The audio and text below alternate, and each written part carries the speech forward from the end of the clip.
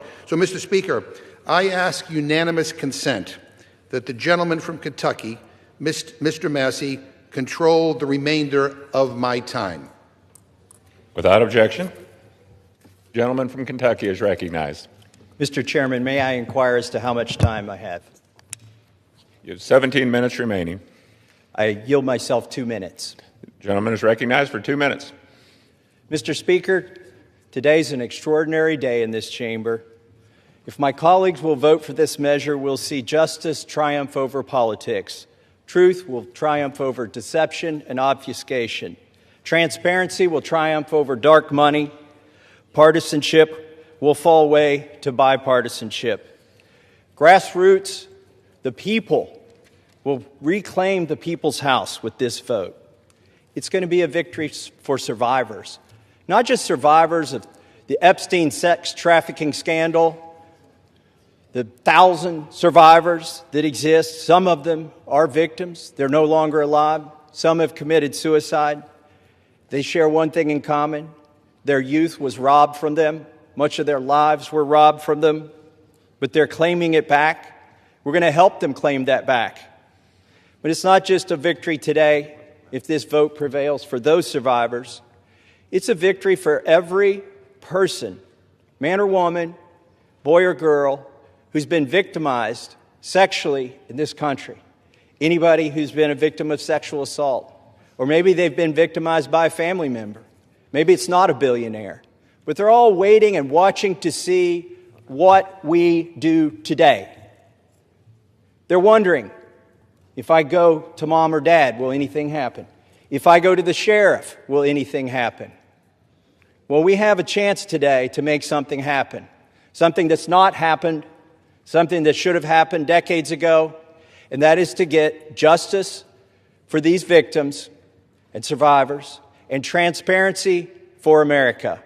That's what this vote is about today. And I reserve the balance of my time. Gentleman from Kentucky reserves. The gentlelady from North Carolina is recognized. I reserve. Gentlelady reserves. Gentleman from Kentucky is recognized. I now yield 5 minutes to the gentlewoman from Georgia, Mrs. Green. The gentlelady from Georgia is recognized for 5 minutes. Thank you, Mr. Speaker. I proudly rise today in a bipartisan effort to release the Epstein Files, finally, after 5 administrations have covered it up.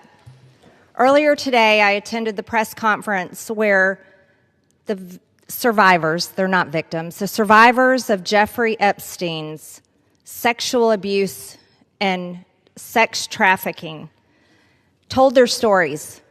And they told stories about how it started back in 1991, 1996, and they continued on through the decades.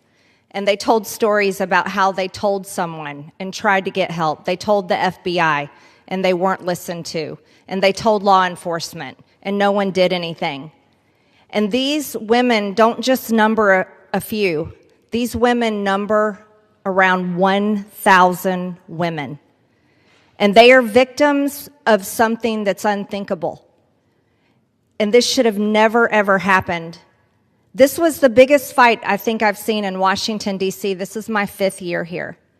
And this was a fight that we should have never had to wage. It should have been the easiest thing for every single member of Congress. It should have been the easiest thing for the Speaker of the House. It should have been the easiest thing for the President of the United States to release all the information, every single file, on behalf of these American women. These American women aren't rich, powerful elites. They do not have someone paying for their airline tickets or paying for their trips or paying for their expenses every time they try to do something to get this information out. These are your average Americans. And you want to know what the Epstein files represent, the cover-up represents to average Americans? It represents the failures of the federal government and Congress to the American people. And that is what people rose up about in 2024. They wanted and demanded transparency from their government and for Americans finally to be put first. And today, with this vote, we are finally putting these victims and these survivors of Jeffrey Epstein and the cabal of rich, powerful elites that expands not just here in the United States of America, but to other countries as well. We're putting them last. And that is exactly what Americans want. You see, for far too long, Americans have been put last. And they're sick of it. They're sick and tired of it. And this is why they don't trust Congress. This is why they don't trust the government. And here's the problem. All of these women who have suffered in shame for years and years and years, women who were terrified, women who were intimidated, women who were threatened, just like Virginia Giuffre. And now she's dead. And these women should have never faced that, for this information to come out. And we, especially the 4 Republican members of the House of Representatives, we should have never faced intimidation and threats for us to get this vote to come to the floor. Never forget, there were 4. Thomas Massie, myself, Nancy Mace, and Lauren Boebert. We had to sign a discharge petition, and we had to fight through intimidation, and we had to endure it for months to push that discharge petition finally to 218 to get this vote to come out. This is what the American people are sick of, and rightfully so. Now, where does this go from here? The question will remain, will the Department of Justice release all the information? Will a judge in New York release the information? Will the CIA release the information? And will foreign governments release their information? Or will this continue after this vote today be a cover-up?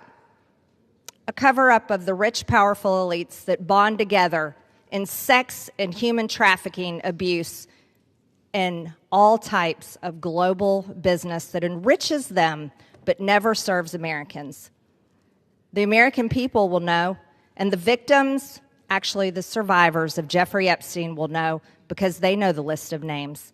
And I remain dedicated to my promise to read those names here on the House floor if those women ever find them in a place that it needs to be done. I yield back to Mr. Gentlelady Massey. from Georgia yields back. Gentleman from Kentucky reserves. Gentlelady from North Carolina is recognized. I reserve, Mr. Gentlelady reserves. Gentleman from Kentucky is recognized. I yield myself a minute and 30 seconds. Gentleman's recognized for a minute. I want to thank the generosity of Jim McGovern, Representative McGovern, for granting us this time. I'm embarrassed for my own party today. I'm embarrassed we withheld signing in, swearing in a duly representative of the people for 49 days just to avoid this vote that's finally going to happen today. I'm embarrassed that my own party isn't going to yield me time to debate this, even though they say they support it, and I authored it. They don't even want to yield me time to debate this during the bill debate. But I'm thankful. Let me tell you who I'm thankful to. These 3 brave women, Marjorie Taylor Greene, Nancy Mace, and Lauren Boebert, they have been threatened. They have been intimidated. Physically, politically, it's disgusting. And not by the far left. They have been intimidated by people in our own party. And for what? For seeking justice for these victims. So my hat's off. I congratulate them for standing strong. I've always wondered, where were the Republican men during this battle? We've taken 5 months. These 3 women and I have had to drag our party to this floor today to even vote on this. And Ro Khanna is the most to be thanked here. In an extraordinary display of bipartisanship, he did not hesitate when I asked if we wanted to bring this bill to the floor together, if he would stand in the trenches with me. He said yes. With that, I reserve. Gentleman reserves. Gentlelady from North Carolina is recognized. Thank you, Mr. Speaker. I yield myself such time as I may consume. Gentlelady is recognized. Boy, we need to get facts straight here. President Trump's DOJ, in his first term, arrested and prosecuted Jeffrey Epstein. We, on our side, want justice to prevail in this case and in every case.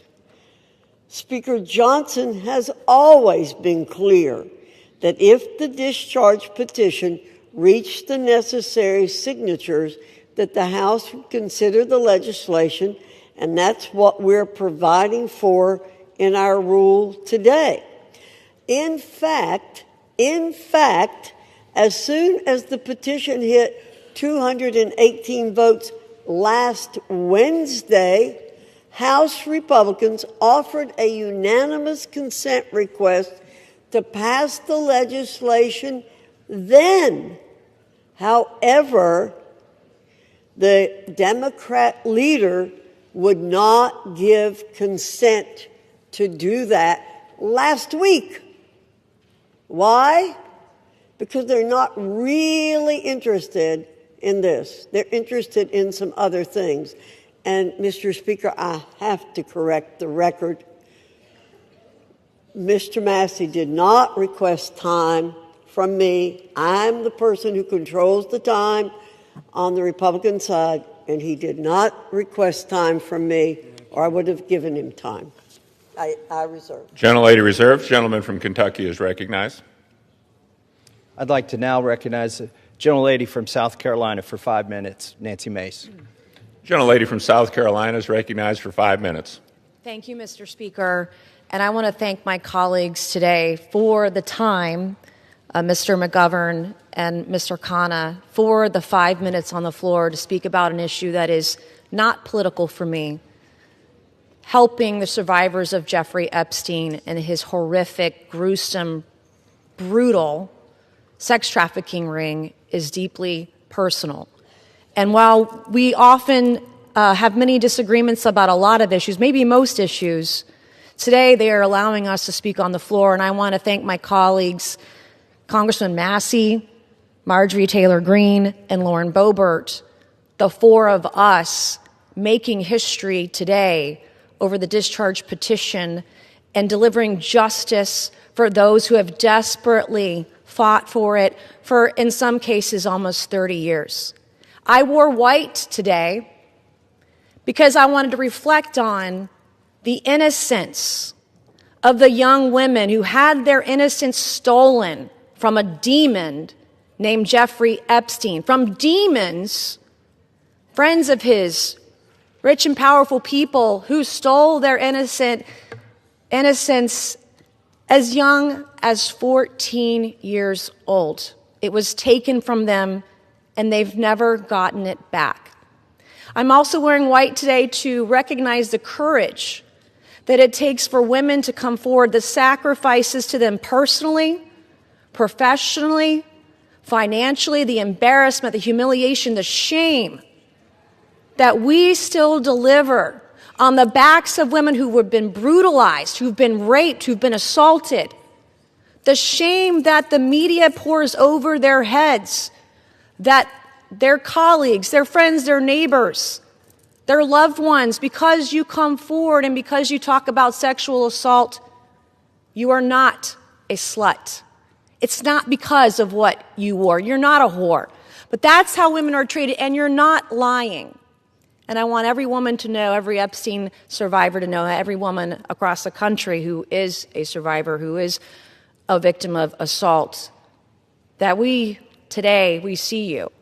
And this fight and this vote tonight, I see it is about the Epstein victims, but it's about much more than the Epstein victims. This is about the powerless, taking power away from the very powerful. This is about giving women who never had a voice, giving a voice to the voiceless. This is about their sacrifice. This is about having and recognizing their courage. This is about justice for the Epstein victims, but it's also about hope. Earlier this year, I gave a speech right here on the floor of the U.S. House of Representatives, detailing trauma that I experienced, endured, and am a survivor of, that I accidentally uncovered 2 years ago, almost to the day. And today, I still don't have justice, like millions of women across the country. When I spoke out, I got attacked. When I spoke out, I was shamed. When I spoke out, I was defamed and smeared. And that goes on today, right now, in the present. God sure has a funny way of working through us. I, like many of the Epstein survivors and many other survivors across the country, I don't think I will ever heal from the destruction my abuser did to me. But I can heal by being a vessel and being a voice for all those who need it, and that's why we are here today. That is why I will never abandon a single survivor ever, and I will never waver. I spent my morning talking to law enforcement and others about another potential Jane Doe number 5, who may be another sexual assault victim in the case that I uncovered 2 years ago. It's very difficult for us to come forward, but I want to thank the women who have, the Epstein victims, the victims in the case that I uncovered. I want to thank all of you for being a voice, for giving me hope. Maybe one day I too can get justice. Thank you, and I yield.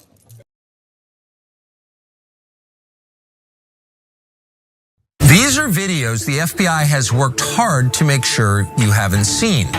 They're from the Google Drive account of Thomas Crooks, the man who on July 13th, 2024, showed up at the Butler County, Pennsylvania fairgrounds and tried to assassinate the frontrunner, Donald Trump. That day, Thomas Crooks came within a quarter inch of destroying this country.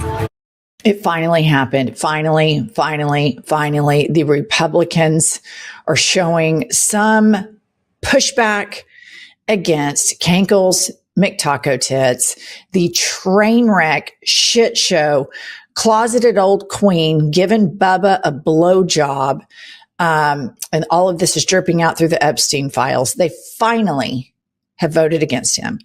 The Epstein release passes in the House. All but one person voted for it. Some asshole from Louisiana. No surprise there. And then the Senate passes it with unanimous consent.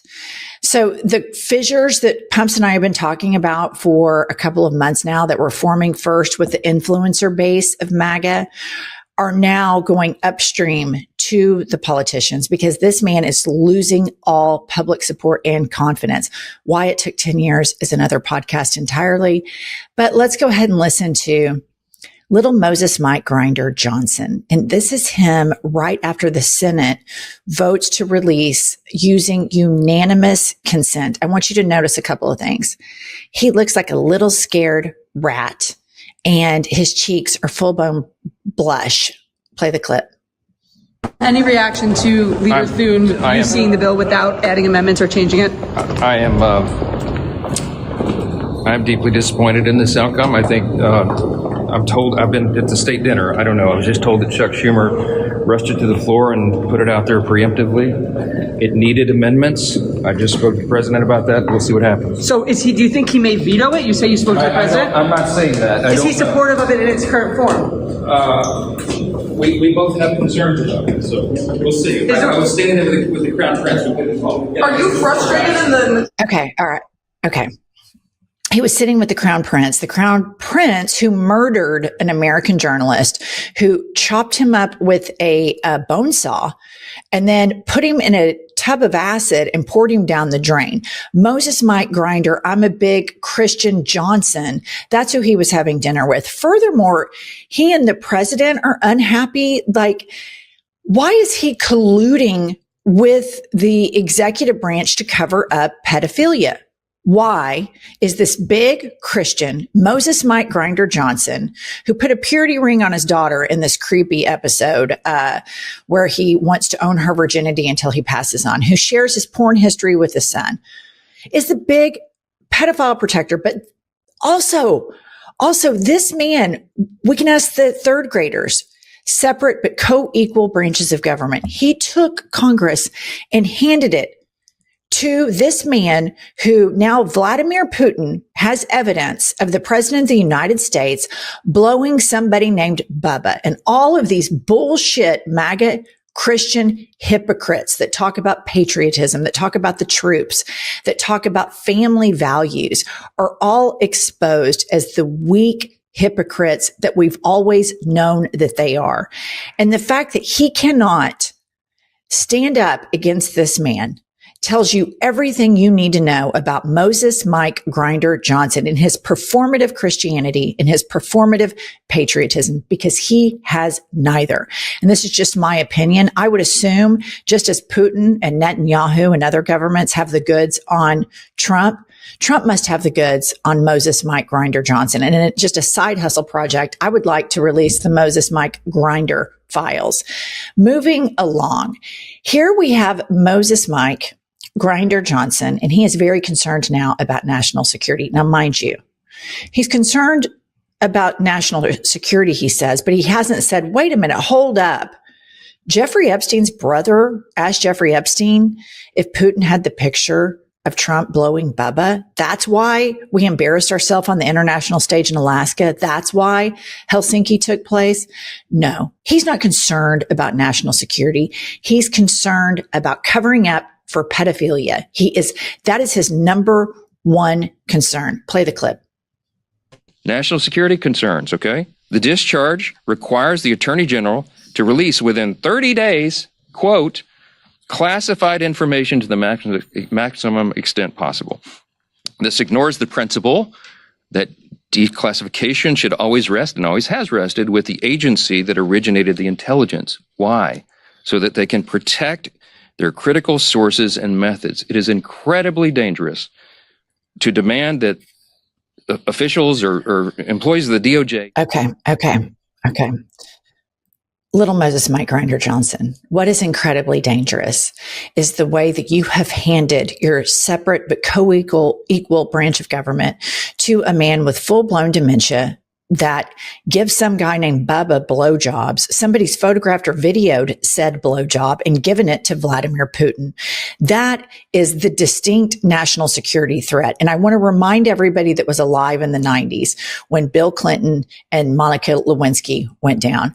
The Republicans had hearing after hearing after hearing and ultimately led to impeaching Bill Clinton because of said blowjob, because they were so concerned about national security, patriotism, the office of the president's family values, yak, blah, blah. We have to keep this blowjob at the top of the news cycle because it directly involves national security. I don't give a shit if two consenting men give blowjobs. I don't give a shit if Moses Mike Grinder Johnson eats ass in the evenings on Grindr. What I care about are these hypocrites, these religious hypocrites that think that we're stupid, that think that we buy into this. And Moses Mike Grinder Johnson, if you're the big Christian that you say you are, you should be standing up for these victims and standing up to power, standing up for all of these disgustingly wealthy men and Ghislaine Maxwell who participated in child sex trafficking. And you should hold them accountable. Moses Mike, that's what Jesus would want you to do. But you don't give a shit about Jesus. You don't give a shit about family values. You don't give a shit about national security. You care about keeping secrets. This whole presidency is about keeping the depraved secrets of these wealthy men. It is breathtaking. Furthermore, for Moses Mike Grinder Johnson to stand there and lecture us about national security when he sits down with MBS of Saudi Arabia, who ordered a hit of a journalist at the Washington Post. And for everyone to just sanitize this. Furthermore, all American intelligence showed that he ordered the hit. And the president of the United States, as we all know from Helsinki, doesn't believe in American intelligence, bashes Americans every chance he can get so he can suck up to these murderous dictators. And you want to tell us about national security when the guy that you worship, the guy who has your balls in the Oval Office desk, every chance he can get sucks up to these anti-democratic war criminals? Seriously, Mike, fuck off. Moving along. Here we have one of my favorite congressmen, Ro Khanna, and here he is talking about the breathtaking hypocrisy and failure and abysmal leadership of Moses Mike Grinder Johnson. Play the clip. Should be better protected in this bill. That was poorly drafted. The speaker is saying that. So the speaker thinks he knows better than the victims themselves? I mean, instead of insulting the survivors, maybe you should have shown up and listened to the survivors. The survivors are the ones who want this bill. And of course it protects the victims because we worked with the survivors in drafting the bill. Yeah, Mike. Why didn't you sit down with the victims? Oh, that's because you're too busy on the phone with the president and too busy entertaining a murderous dictator and sanitizing their role in national affairs, which has not been good.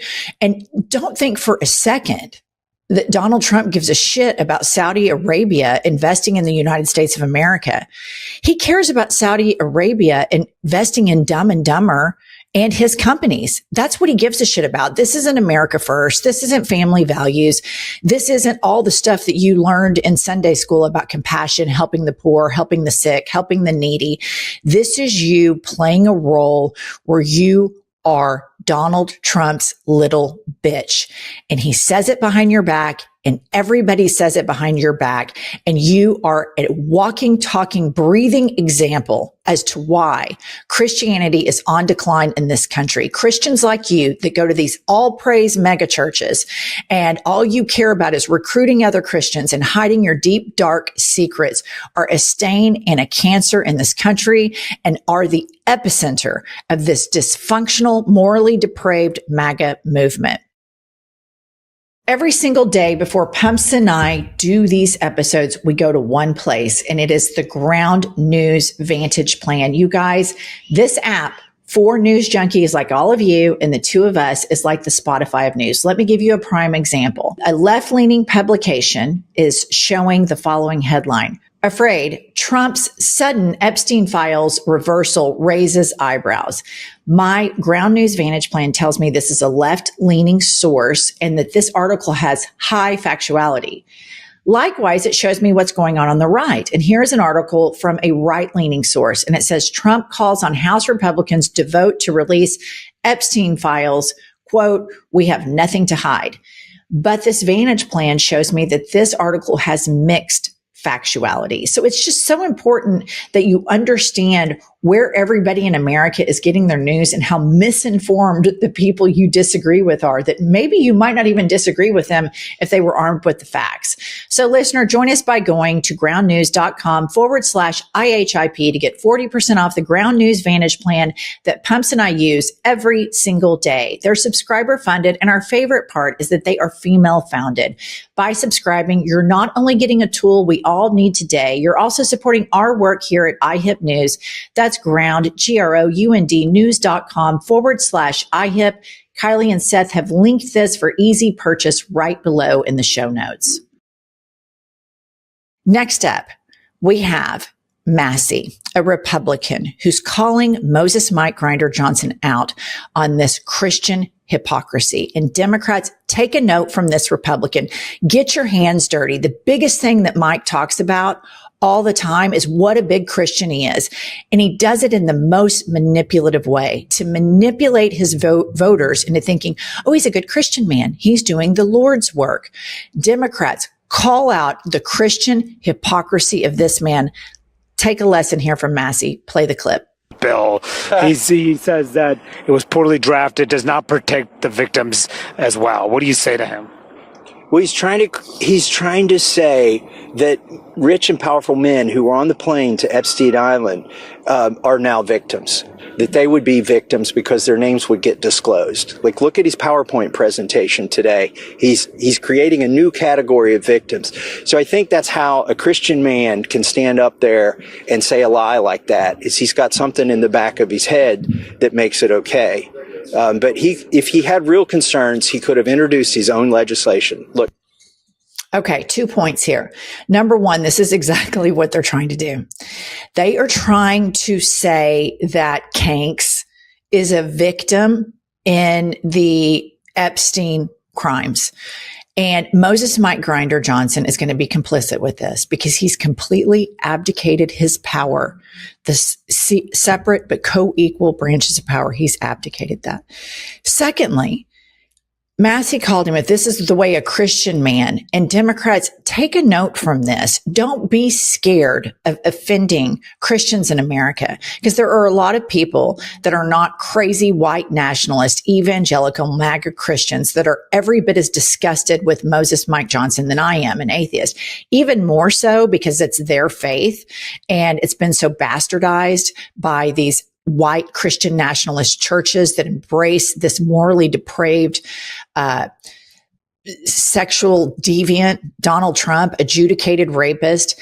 Moses Mike Grinder Johnson, the fact that he is standing with pedophiles while at the same time thumping his Bible is so hypocritical. It can never be normalized. We need to call this out all day, every day. And we also need to keep the aforementioned blowjob with Bubba at the very top of the news cycle. And I'm begging any journalist